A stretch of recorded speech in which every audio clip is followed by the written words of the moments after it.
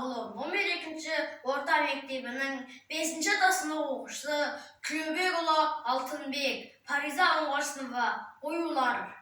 Tırnay, tekemettin asıl kanday, üngüldüm ünsüz gana basımda almay, kele oy kuşa kanım özüm edip, әжем kep sipağanday şaşımdan cay, kıyımda geçsinlere o sol bettegi, turganday ana köngül terбеп mene, can bıtıp caylanzaydı zanjağından, Kazaqtın hoşqar yüz örnekleri, аңсау мен күнім өтті қанша менің, желбауда басқырдама аңсау емім, әжемнің көзіндей бұл ойыларды таба алмай дала кезіп шаршап едім.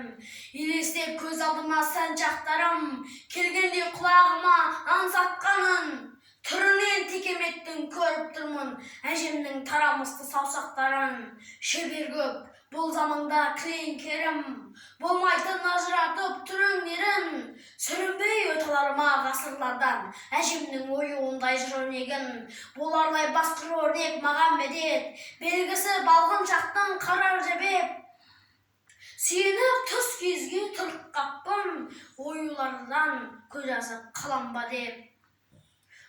Мөлдір шық жасырынды жанарға кеп.